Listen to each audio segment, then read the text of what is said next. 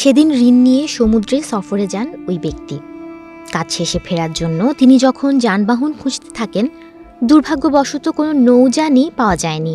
তিনি চিন্তিত ছিলেন, কেননা তাকে নির্ধারিত সময়ের মধ্যে ঋণদাতার কাছে পৌঁছাতে হতো। কিন্তু দিন শেষে তিনি কোনো যানবাহনই পেলেন না। ঋণগ্রহীতা তখন একটা বুদ্ধি করলেন। তিনি এক টুকরা কাঠ নিয়ে তা ছিদ্র করলেন এবং ঋণদাতার নামে একটি পত্র ও 1000 দিনার রেখে ছিদ্রটি বন্ধ করে দিলেন এবং আল্লাহর কাছে পূর্ণ বিশ্বাস নিয়ে দোয়া করলেন যেন আল্লাহ তার অপারগতা বুঝে কাঠটি ঋণদাতার কাছে পৌঁছে দেন। এই দোয়া করে তিনি কাঠের টুকরাটি সমুদ্রে নিক্ষেপ করেন। ওইদিকে ঋণদাতা সমুদ্র পাড়ে বসে ঋণগ্রহীতার জন্য অপেক্ষা করছিলেন। অনেকক্ষণ পর্যন্ত কোনো নৌযান দেখতে না পেয়ে তিনি ঘরে ফিরে যাওয়ার সময় সমুদ্র পাড় থেকে কিছু কাঠের টুকরা জ্বালানির জন্য নিয়ে যান।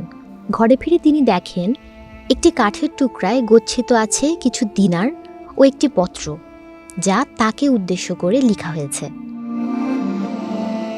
কিছুদিন পর ঋণগ্রহীতা 1000 দিনার নিয়ে সেই ঋণদাতার কাছে হাজির হলো এবং তার নৌযান না পাওয়ার কারণে ঋণ দিতে আসতে দেরি হওয়ার পুরো ঘটনাটি জানালো। ঋণদাতা ভীষণ অবাক হলেন এবং জিজ্ঞেস করলেন তিনি কাঠের টুকরায় একটি পত্র এবং দিনার পাঠিয়েছিলেন।